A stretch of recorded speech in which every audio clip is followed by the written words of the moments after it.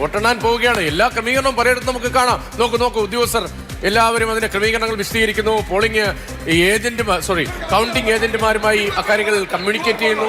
അകത്തേക്ക് പാർട്ടി കയറുന്നതിനെ കുറിച്ചുള്ള കാര്യങ്ങൾ പറയുന്നു. QR കോഡുള്ള ID കാർഡാണ് നൽകിയിട്ടുള്ളത്. ആ QR കോഡ് സ്കാൻ ചെയ്യുന്ന മാത്രമേ അകത്തേക്ക് കയറാൻ സാധിക്കൂ. അവിടെ ഒരു ചെറിയ പ്രതിഷേധമുണ്ട് എന്ന് വേണം മനസ്സിലാക്കാൻ. QR കോഡ് ആ ID കാർഡൊക്കെ ഉയർത്തിക്കാട്ടുന്നുണ്ട്.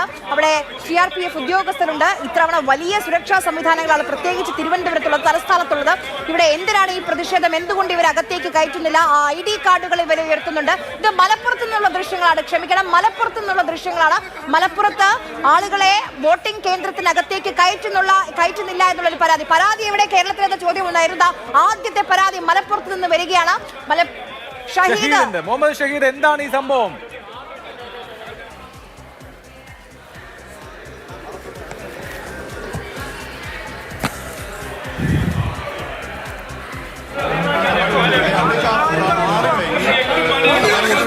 രാഷ്ട്രീയ പാർട്ടികളുടെ ഏജന്റുമാരെ കടത്തിവിടുന്നില്ല എന്നാണ് പറയുന്നത്. ഞങ്ങൾ ഇത് മറ്റേ കാണിക്കാതെ ഞങ്ങൾ കേൾക്കണില്ല.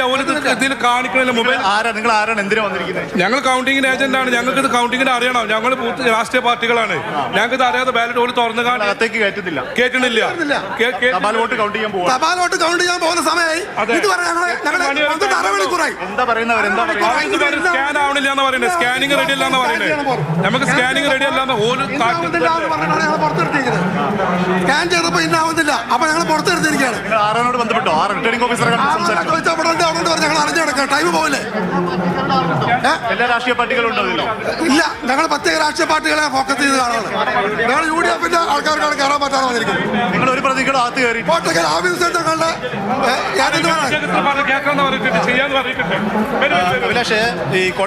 അല്ല ഷഹീദെ, ഇപ്പൊ കൗണ്ടിംഗ് ഏജന്റുമാരെ കൗണ്ടിംഗ് സ്റ്റേഷനിലേക്ക് കയറ്റാതെ കൗണ്ടിംഗ് നടക്കില്ലല്ലോ. ഇതിപ്പോ കല്യാണ ചക്കം വരാതെ കല്യാണം നടത്താൻ പറ്റില്ല എന്ന് പറഞ്ഞോളാണ്. അല്ല, പക്ഷെ അവിടെ UDF ഏജന്റുമാർക്ക് മാത്രമേ പരാതിയുള്ളൂ. ബാക്കിയുള്ള മുന്നണികളുടെ ഏജന്റുമാരെ ഞങ്ങളെ കയറ്റില്ല. UDF ഏജന്റുമാരാണ് ഈ പരാതി ഉന്നയിക്കുന്നത്.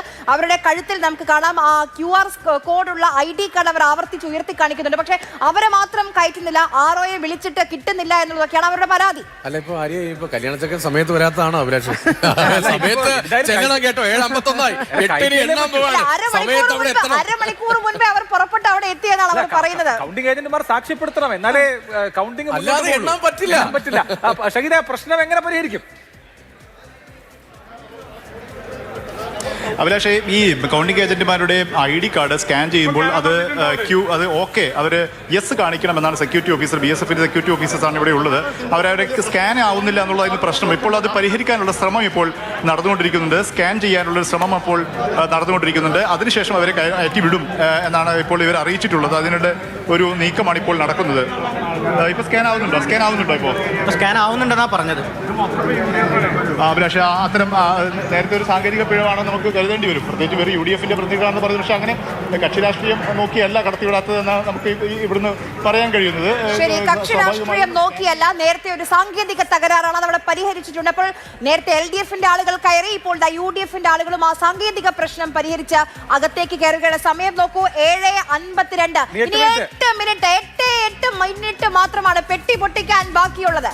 പെട്ടി പൊട്ടിക്കാൻ 8 മിനിറ്റ് മാത്രം. കൗണ്ട് ഡൗൺ നടന്നുകൊണ്ടിരിക്കുകയാണ്. എന്ത് സംഭവിക്കും കേരളത്തിൽ? ക്യാപ്റ്റൻ കോട്ട കാക്കുമോ അതോ VD സതീശന്റെ സുനാമിയോ? കാത്തിരിക്കണം. നമ്മൾ 8 മിനിറ്റ് കഴിഞ്ഞാൽ കൃത്യം 8 മണിക്ക് പോസ്റ്റൽ ബാലറ്റുകൾ എണ്ണി തുടങ്ങും. പോസ്റ്റൽ ബാലറ്റുകൾ എണ്ണി തുടങ്ങുന്നതിന്റെ മുറയ്ക്ക് 8:30യോടുകൂടി ഇലക്ട്രോണിക് വോട്ടിംഗ് മെഷീനിൽ നിന്നുള്ള കൗണ്ടുകൾ വന്നു തുടങ്ങും. അരമണിക്കൂർ വേണം ഒരു റൗണ്ട് എണ്ണി തീരാൻ. അരമണിക്കൂർ എടുത്തോളൂ എന്നാണ് രത്തൻ യു ഖേൽക്കർ പറഞ്ഞിട്ടുള്ളത്. പതുക്കെ എണ്ണിയാൽ മതി.